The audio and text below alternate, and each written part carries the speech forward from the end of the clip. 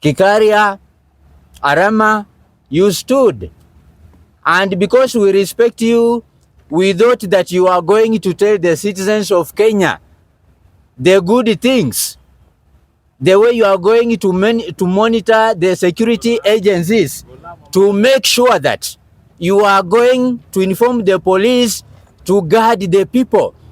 But you shamelessly stood to say that you are going to mobilize alternative goons to come and counter-retaliate with the peaceful people of Nakuru who will be demonstrating. You are not the caliber of leaders whom we should be hearing such like utterances coming from your mouths. Bunge Riap, Bunge Tibim, thank you very much. Now, this afternoon, I say thank you very much to the members of the press and Bunge la Mwananchi fraternity, especially the officials who are present here this afternoon. As you have heard, my name is Mr. Robert Makoha Wangoho, and I'm the youth leader. I'm the official elected president Bunge la Mwananchi Nakuru.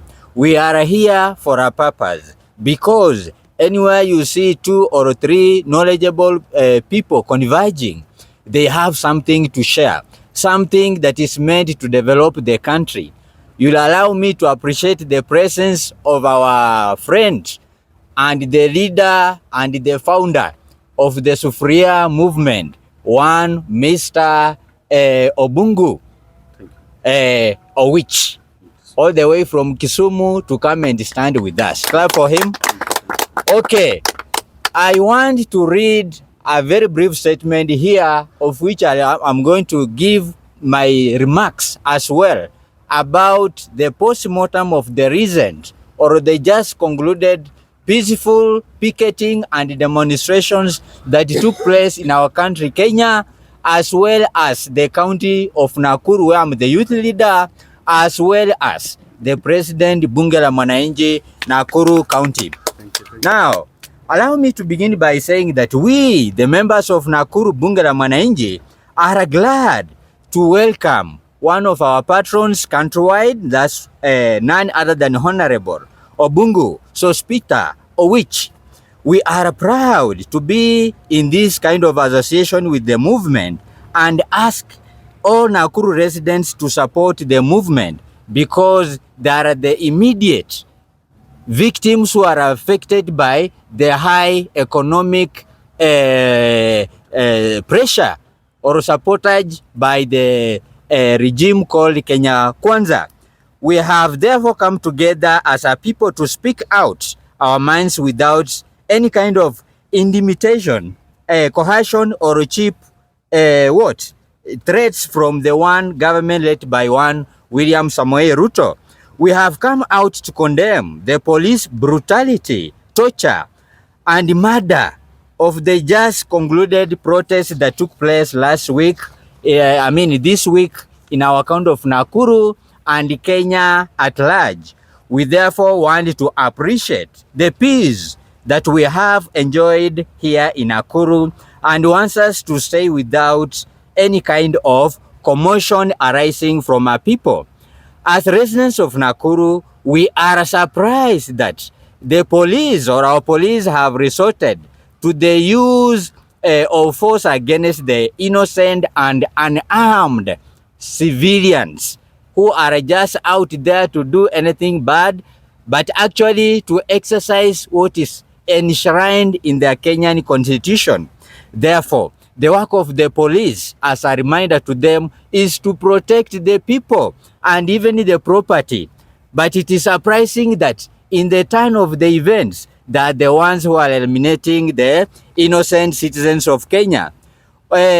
We have keenly followed the trend and realized that the profiling of the Luos and other tribes in Kenya, and especially Nairobi and Nakuru counties, in order to make them look as if they are goons, is alarming.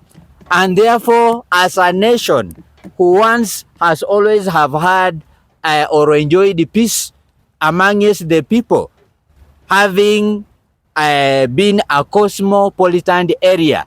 We are so shocked from what we are actually hearing from the leaders led by one William Ruto, who is the head of state.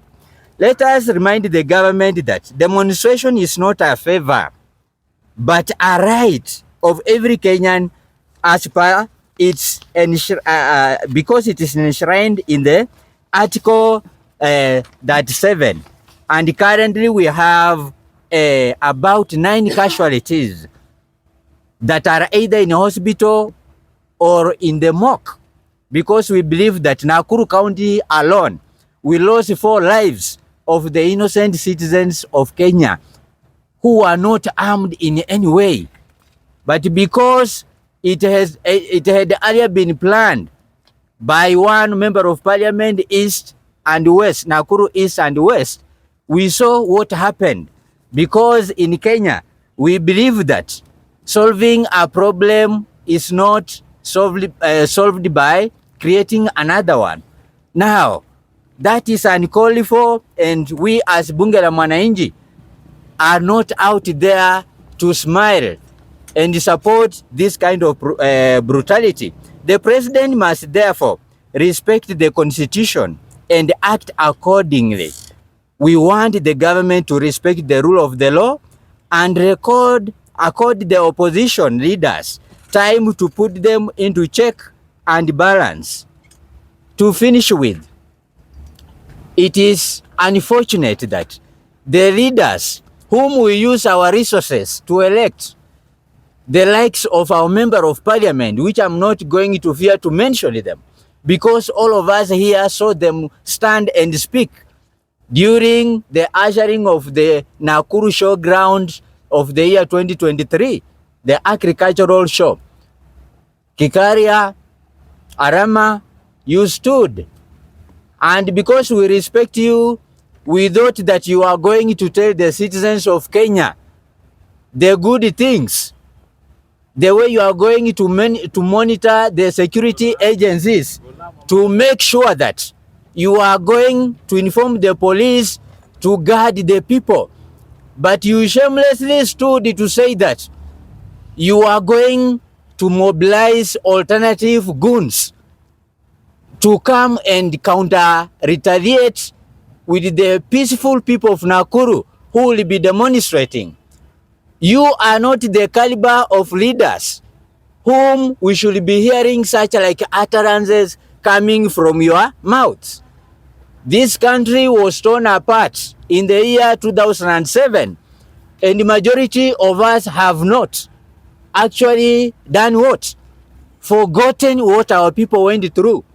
Now, Mheshimiwa Samuel Arama, I know you may not know me in person, but believe me, once Baba said that you are to be Azimio flag bearer of Nakuru Town West, I really campaigned for you up to the day you are declared the winner of Nakuru Town West. And therefore, I'm so disappointed to have seen you, a person whom I expected to lead the troops in Nakuru to preach for peace amongst the people. I saw you. Your picture was trending. You are carrying a gun. And a news reaching my desk as Bunge la Mwananchi Nakuru and youth leader Nakuru is that you actually threatened to shoot the peaceful protesters. Now, Mheshimiwa, nikuulize swali rahisi tu. Wewe umesimama showground, umesema ukiwa na rafiki yako David Gikaria, mumesema mtamobilize goons. Mumesema ati kwamba you are going to mobilize the goons wenye watakaunda wananchi wenye wanaandamana, hata hamujui kama watakuwa peaceful ama hapana. And then siku ya maandamano unashika bunduki. Ulishika bunduki ushuti watu ambao walikupigia wewe kura.